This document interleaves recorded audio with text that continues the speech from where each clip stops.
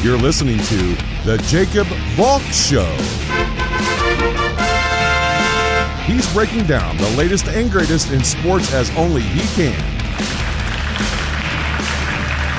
Follow him on Twitter at RealJacobValk. Here he is, Jacob Valk.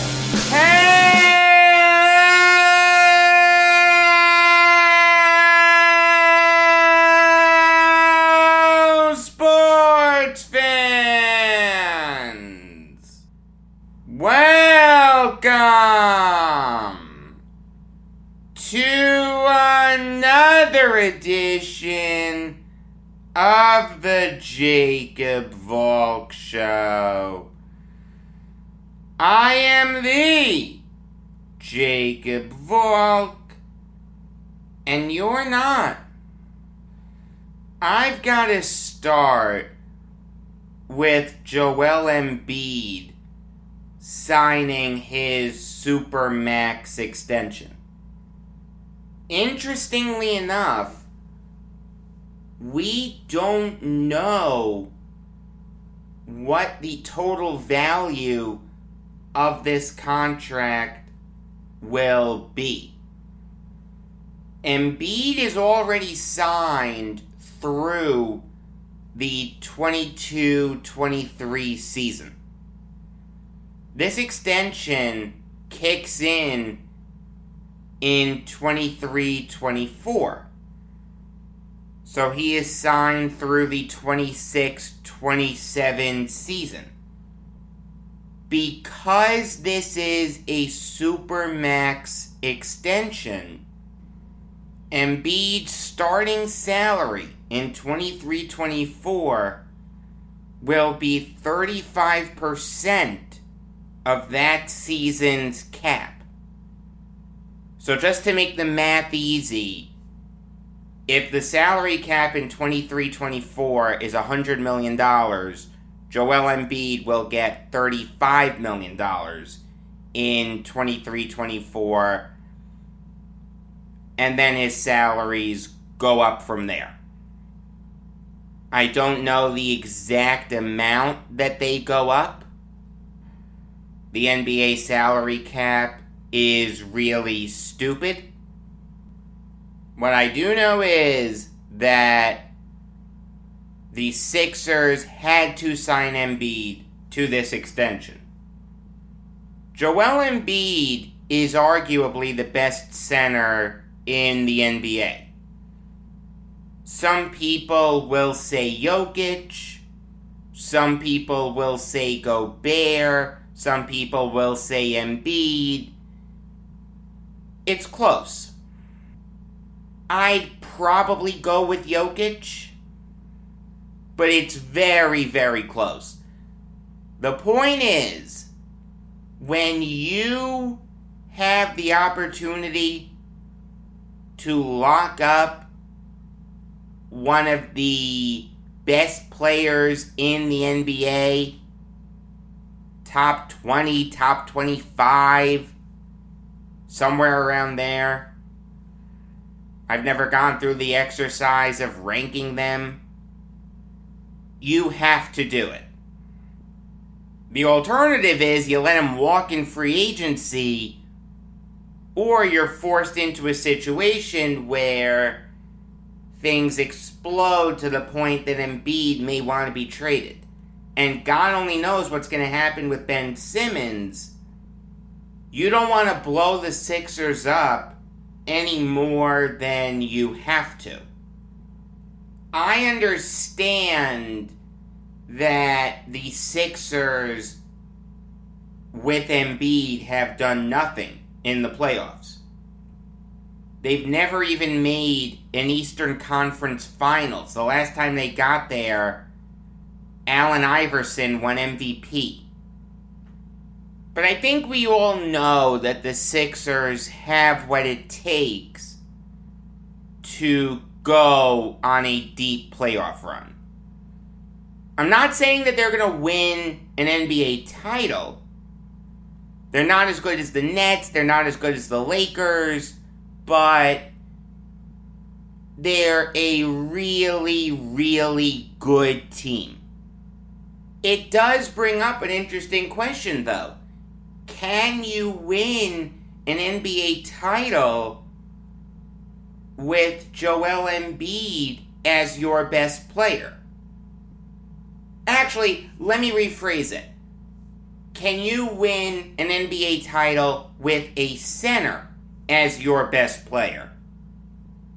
There was a time, like 20, 25 years ago, where you could, but the NBA has changed. It has changed to a perimeter-centric game. It's a game where the low-post threats just don't have the same impact as they used to. Joel Embiid is by far and away the best player that the Sixers have. Will the Sixers win anything with him or any other center leading their team? The only way that it can work is if they can pull off a super trade. And it doesn't seem like this is going to happen anytime soon, but if you could trade Simmons for a guy like Damian Lillard or Bradley Beal, the 76ers became a lot scarier. I don't want to say that Embiid can't shoot, because he can, but that's not how the Sixers usually use him. They like him to go down low and bang bodies. They like him to be in position for offensive rebounds. He can flare out, there's no question, but that's not how the Sixers usually use him. And Ben Simmons, forget about it. We all know he can't shoot. So if your two best players aren't threats to hit from deep on every possession, how far can you really get? I mean, take a look at a team like the Brooklyn Nets. Their two best players are threats from beyond the arc on every possession, Durant and Harden. Throw Kyrie in there, throw Harris in there, throw Griffin in there. Are they going to hit it every time? Absolutely not, but they're out there. They're set up to shoot from three on every possession. Maybe not Griffin, because you want him catching lobs and throwing it down, but you get the point I'm making. When your offense is as limited as the Sixers' offense is, how far can you really get? I mean, one thing that I'd be curious about would be seeing if Embiid and Drummond can play together. Remember, the Sixers signed Andre Drummond. I understand that when you first hear that, your first thought is to say, Jacob, you're nuts, what are you talking about? Joel Embiid hit 37.7% of his threes last year. So if you have him flare out, and you have Drummond filling the Embiid role on the interior, that may work. Maybe it doesn't work, but I'd be interested in trying it. All in all, this is a great move by the Sixers. You've got Embiid locked up through his age 33 season. You know that he's going to miss some games, but when healthy, he's one of the best players in the NBA. the Sixers had to lock him up long term. Now you've got to turn your attention to Ben Simmons. What's going to happen with him? I think they want to trade him. I think they know that he's worn out his welcome in Philly. But you also can't give him away.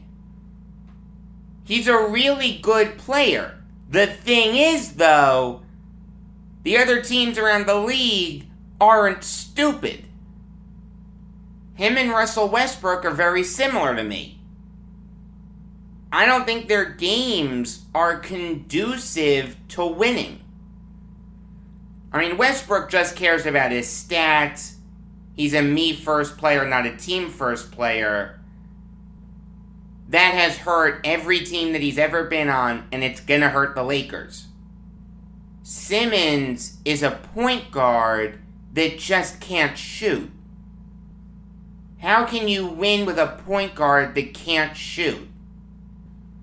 The only way that it can work is if you have players at every other position that can shoot. I'm not saying that this is going to happen, but don't you think Simmons would be a good fit for the Denver Nuggets? Think about the starting five. Simmons, Will Barton, MPJ, Aaron Gordon, and Jokic. All of those players can shoot. Gordon's not a great three-point shooter, but you do need to respect him. I'd be curious if he could work there. Or with a team similar to Denver. But I'll say this.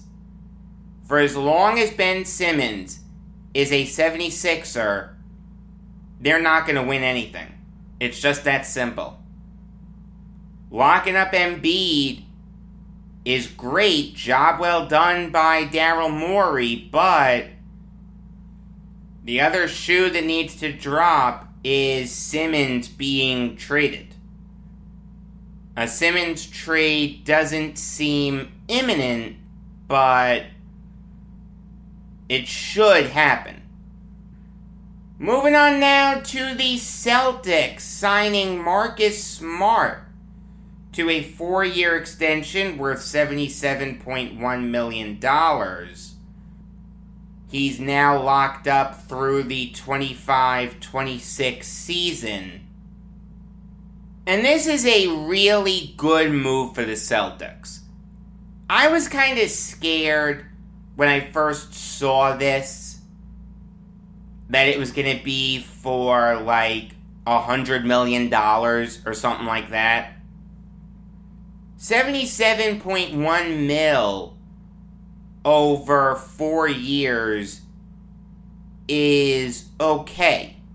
It's just over 19 mil a year. I have no problem giving Smart that type of a contract. He's always been great defensively, but the last couple of years, he's really picked up his offensive game. Like people were saying about Smart for a long time. He's a good player. There's a role for him in the league. But in order for him to be really good, he's got to produce offensively. He's gotten better. Last year, he put up 13.1 points per game, 3.5 rebounds per game, and 5.7 assists per game. The points per game and assists per game are career highs. He shot 39.8% from the field. That's bad. 33% from beyond the arc.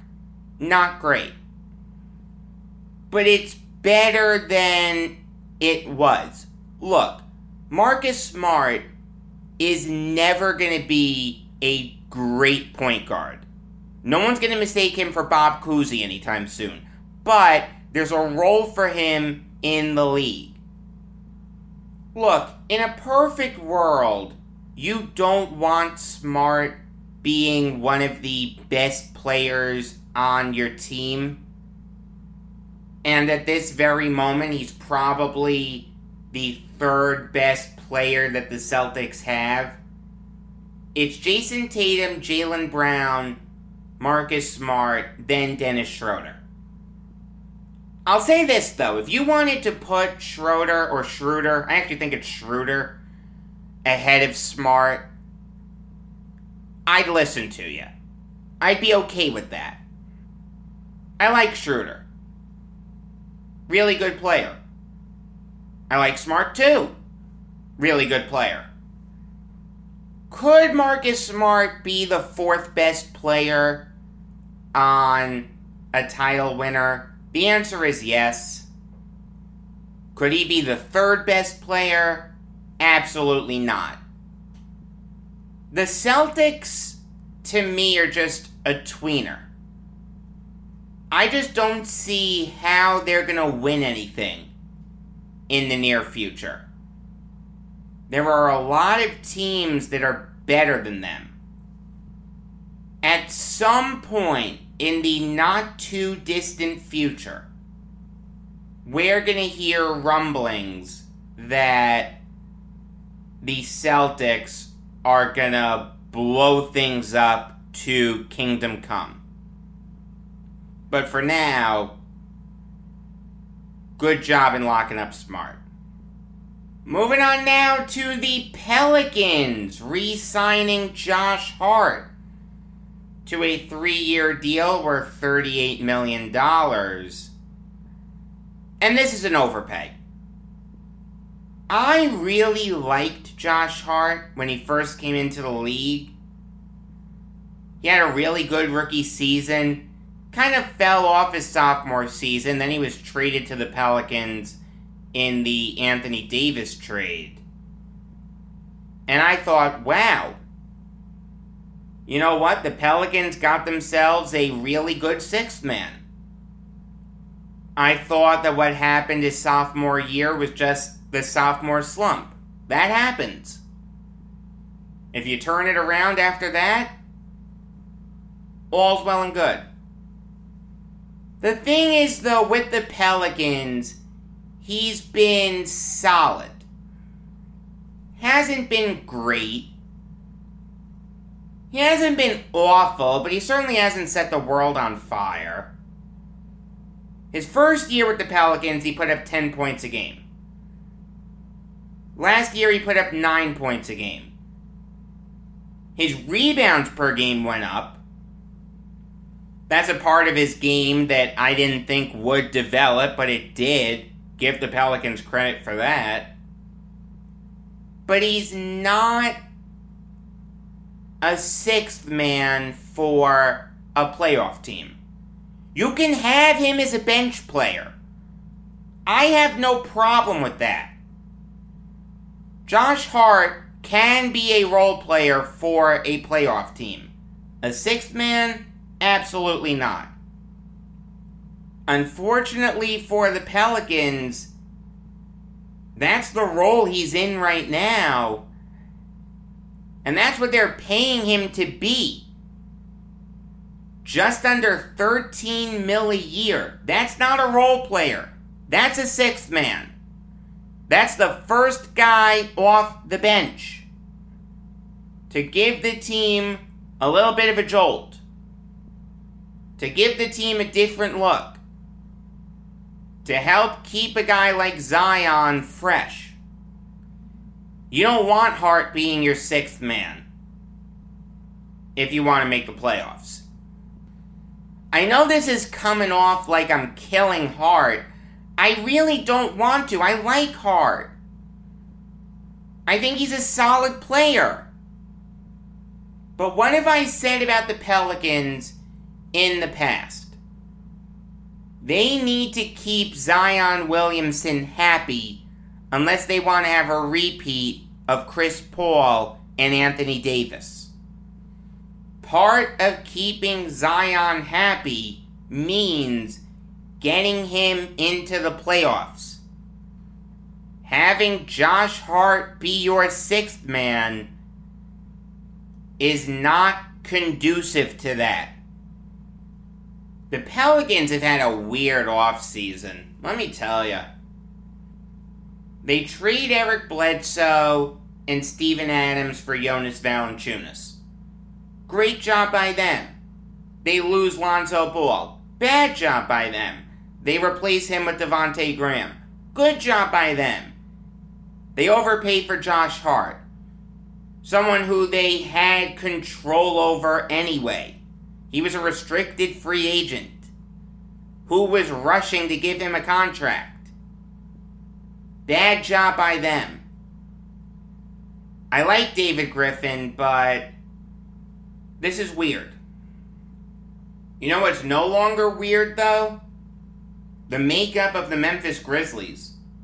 Yesterday, I killed them for the Eric Bledsoe trade. I didn't think that Rajon Rondo and Patrick Beverley fit their roster. Well, they don't need to worry about Beverley. They flipped him to the Timberwolves for Jarrett Culver and Juan Hernan Gomez. This is a fantastic move.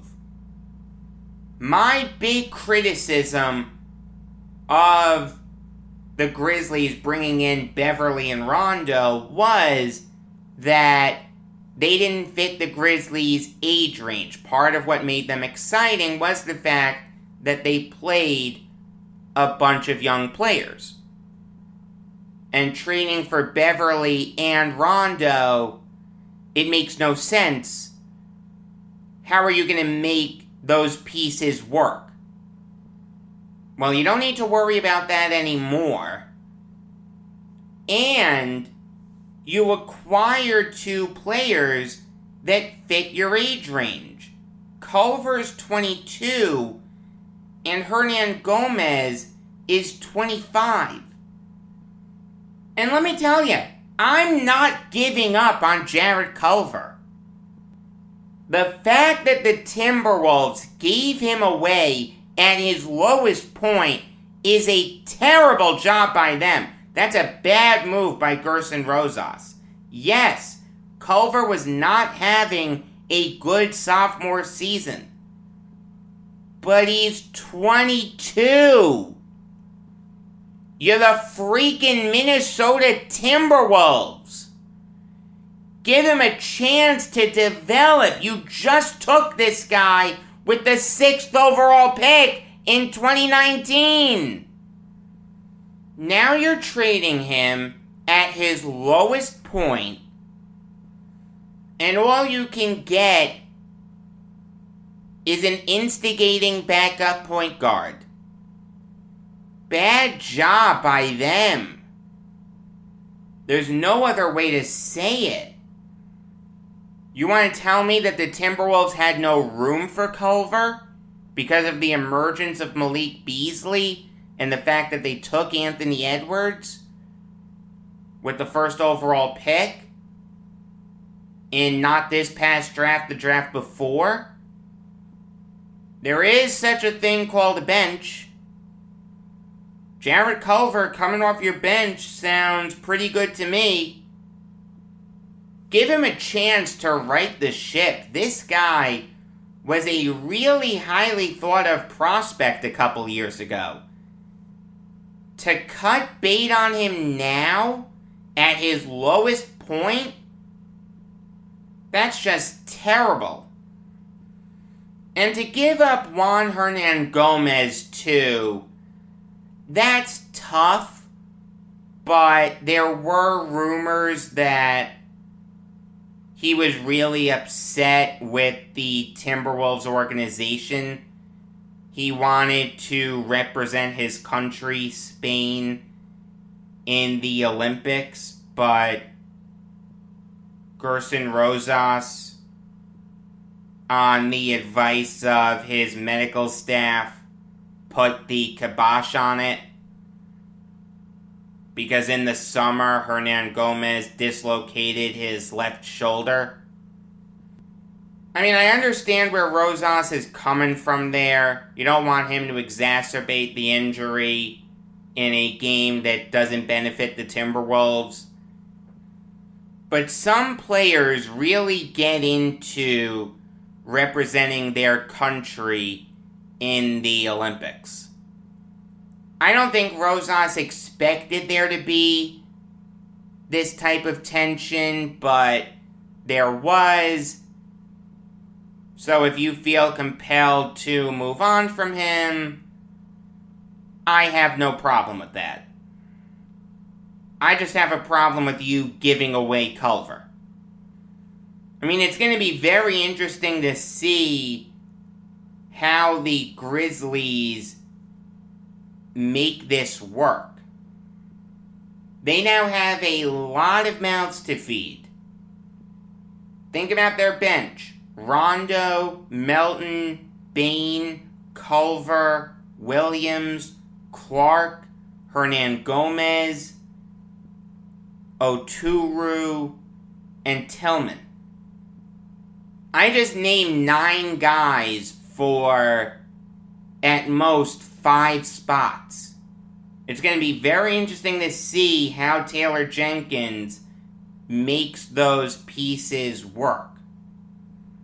But I'll say this, I think he will. I like Jenkins. The Grizzlies are now back to being a fun team to watch. Also, having too much depth is a great problem to have, so give the Grizzlies credit. This trade made a ton of sense. I'm sorry for criticizing them yesterday. Alright, now I'll give you some NFL Valk talk. And I have to start with the Seahawks locking up Jamal Adams. He finally gets his big boy contract, a 4-year deal worth $70 million. 38 mil of that is guaranteed.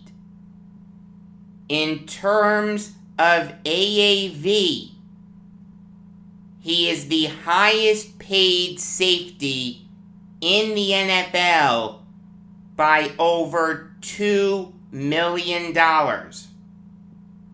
In total value, he's behind Landon Collins and Kevin Byard.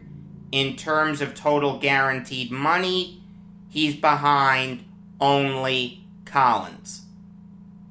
I don't like this move by the Seahawks. It's very hard for me to praise it. I don't like Jamal Adams. I have no respect for him.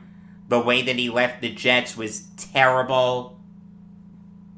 And the stunts that he was pulling with the Seahawks I didn't like, challenging his position. You're a strong safety. I understand that you want to get as much money as possible. Okay, fine. But you've got to do it the right way.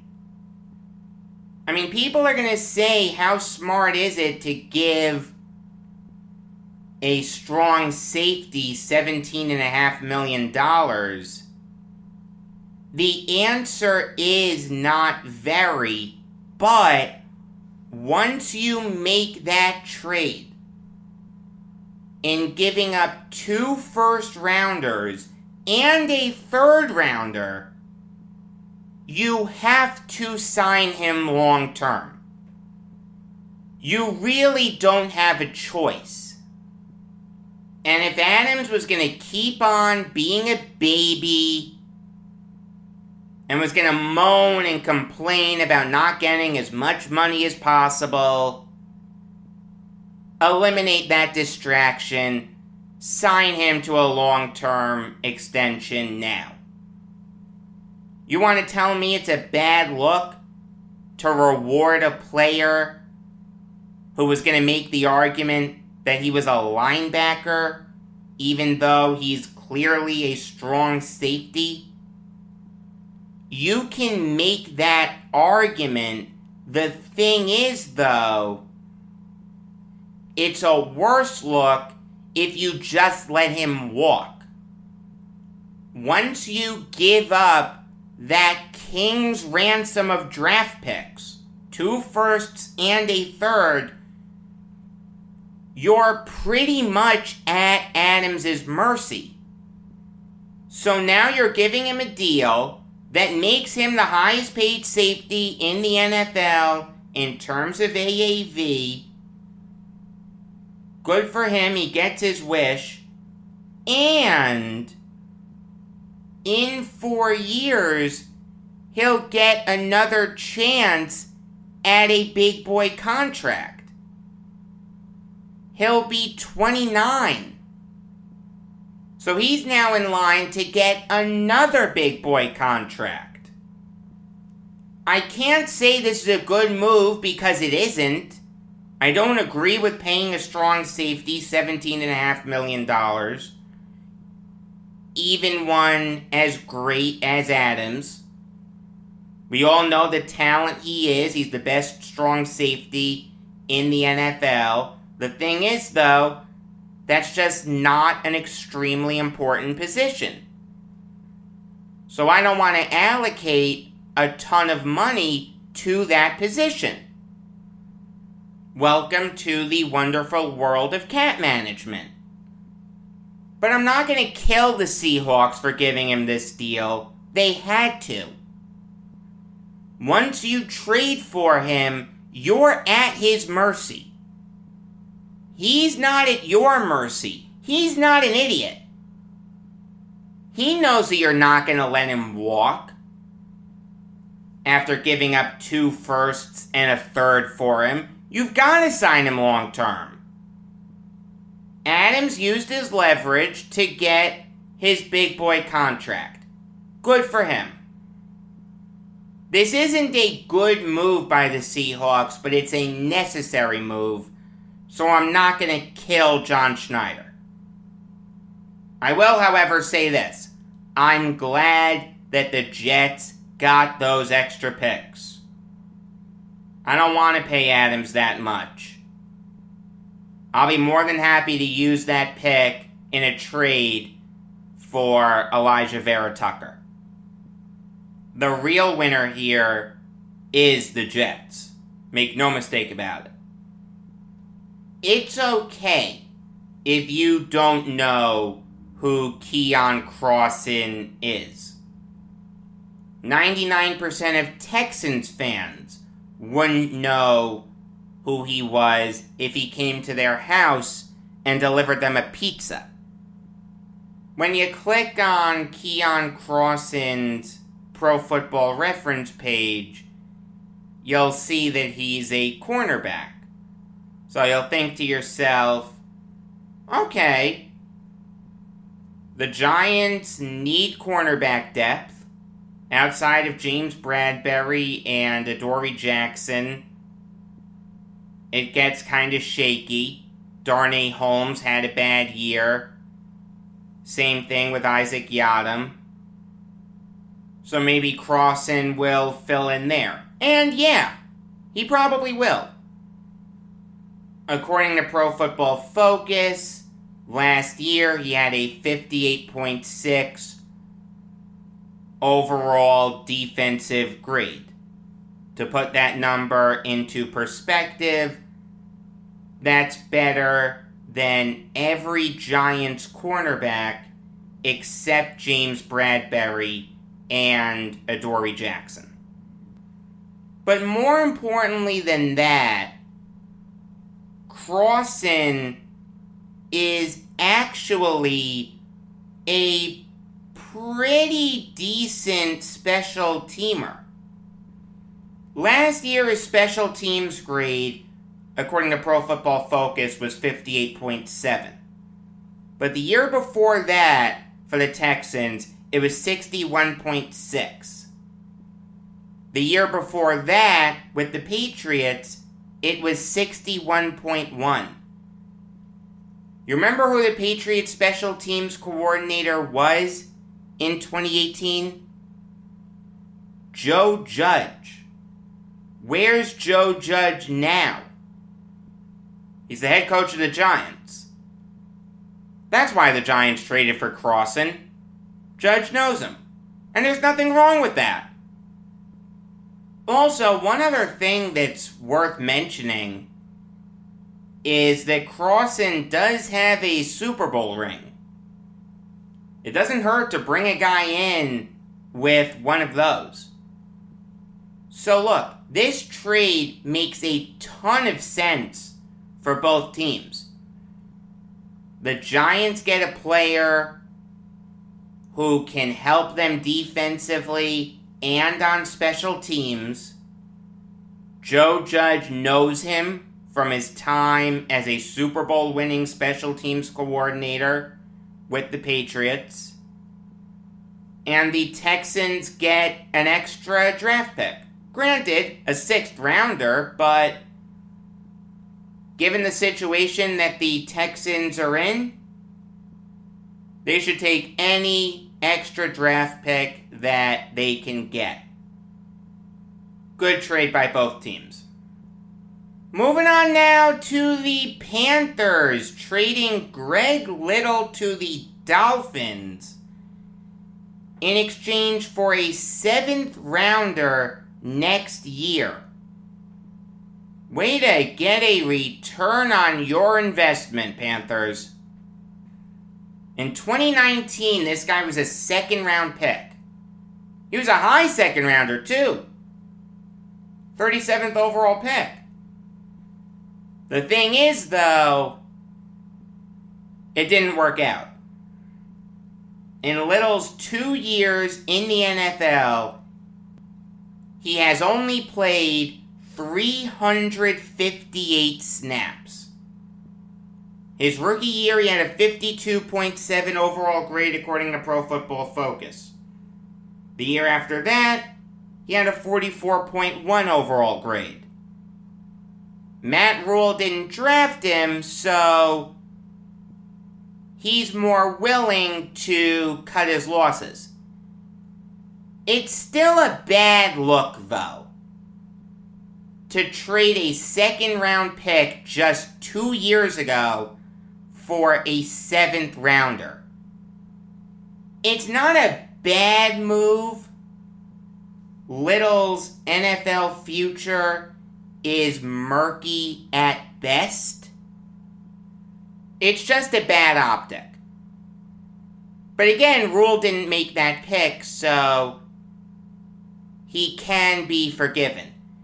As for the Dolphins, if Chris Grier really liked Little coming out of Ole Miss, sure. Take a flyer on him. Give up a 7th round pick for him. I have no problem with that. Is Little going to make it with the Dolphins? God only knows. It wouldn't stun me if the Dolphins cut him before week 1. But I have no problem with the Dolphins taking a flyer on him.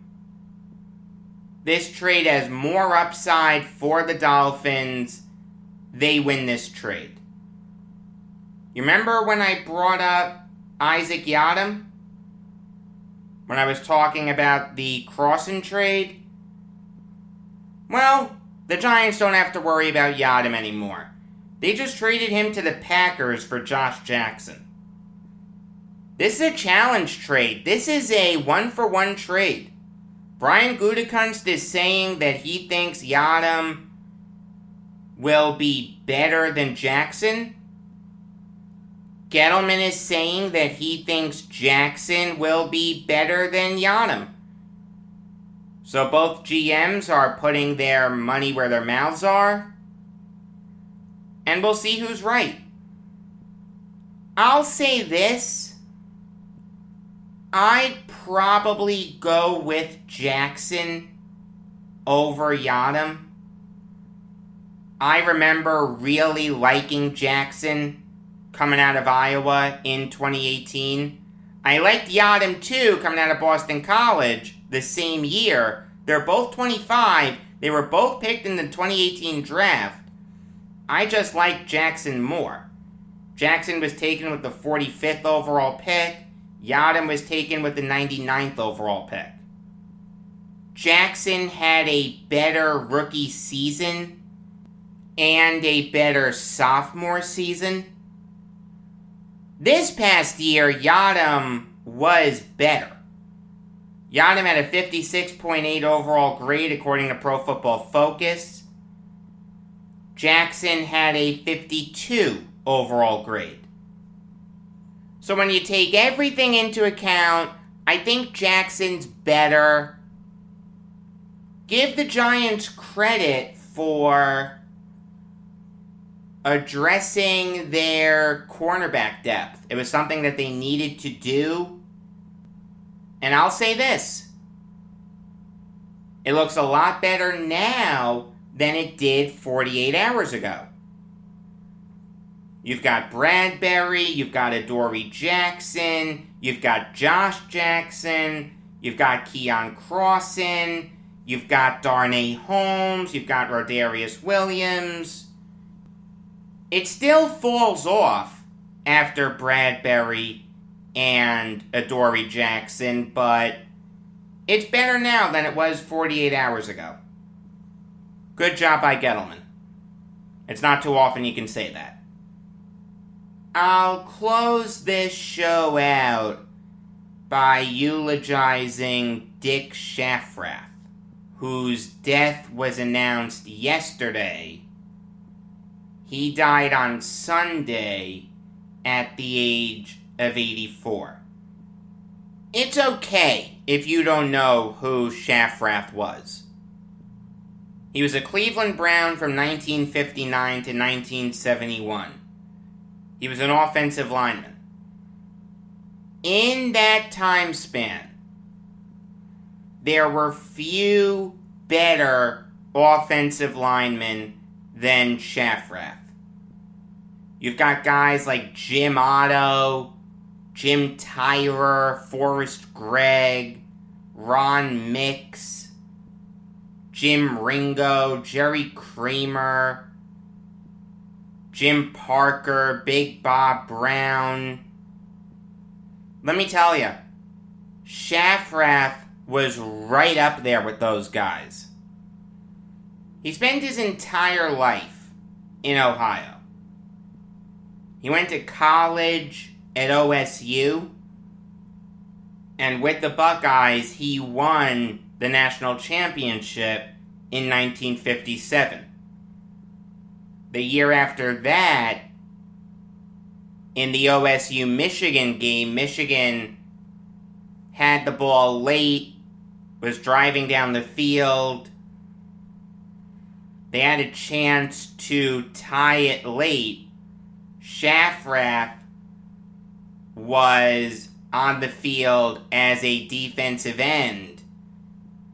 He forced a fumble, which resulted in OSU winning. I didn't know that, so thank you, Wikipedia. A few months later, Schafrath was taken in the second round with the 23rd overall pick in the NFL draft by the Cleveland Browns. When he arrived, Schafrath was only 220 pounds. Paul Brown told him that he had to put on weight. He did. He started weightlifting. He started eating a lot more. He gained a ton of weight in a very short period of time. Now, unfortunately for Schafrath, he was drafted by the Browns right after their dynasty. From 1946 to 1958, the Browns made the playoffs every year except in 56, the first year without Otto Graham. They won 7 championships and appeared in 11 championship games. It's one of the greatest dynasties in sports history. Unfortunately, no one remembers it. Schafrath missed that greatness, but he helped start a mini dynasty. In 1963, Schafrath made the first of his 7 straight Pro Bowls and the first of his 4 All-Pro first teams. The Browns finished 10-4 that year. They were 1 game behind the Giants in the East Division. Back then, the NFL had 2 divisions, East and West. The winners of those divisions met in the NFL championship game, and that was it. The Giants were 1 game better, so they went up against the Bears. The Bears won 14-10. The year after that, with Jim Brown nearing the end of his career, the Browns put it all together. They went 10-3-1. They won the East Division. And they won the NFL championship game by shutting out the Colts 27-0. The Browns returned to the championship game the year after that. They went 11-3-0. But that was the start of the Packers dynasty. They beat the Browns 23-12. After that, Jim Brown retired, and Leroy Kelly became the starting running back for the Browns. A lot of people thought that the Browns were going to fall off a cliff. Kelly wouldn't be able to carry the load. Oh, how wrong they were. Partially because of Schafrath, Kelly was the Browns' starting running back for 8 seasons.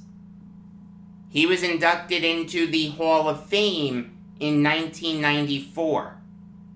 Schafrath actually blocked for 3 Hall of Fame running backs. You've got Kelly, you've got Brown, who was inducted in 1971, and Bobby Mitchell. Before Mitchell became a wide receiver for the Redskins, he was a running back for the Browns. Mitchell was inducted into the Hall of Fame in 1983. But going back to Kelly, with him as the bell cow back and Schafrath blocking for him, the Browns made the playoffs 4 times, but they never won another NFL championship.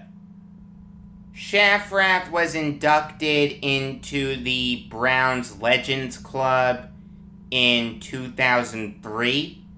I don't know why they haven't done more for him. He should be in their Ring of Honor. If you want to retire his number, I'm okay with that. For every year except his rookie year, he wore 77. The Pro Football Researchers Association inducted Schafrath into their Hall of Very Good in 2007. That was the right thing to do. He deserves to be there. The Hall of Very Good is for players that, for whatever reason, aren't in the Hall of Fame. Some players who are in the Hall of Very Good go on to be inducted into the Pro Football Hall of Fame afterwards, but that hasn't happened to Schafrath. That is a travesty. This guy was one of the best offensive linemen of the 1960s. He just had the misfortune of missing the Otto Graham dynasty. If he had played with Graham, there's no question that Schafrath would be in the Pro Football Hall of Fame. He should be there right now. Here's hoping that he gets posthumously inducted. It shouldn't have been posthumous, though.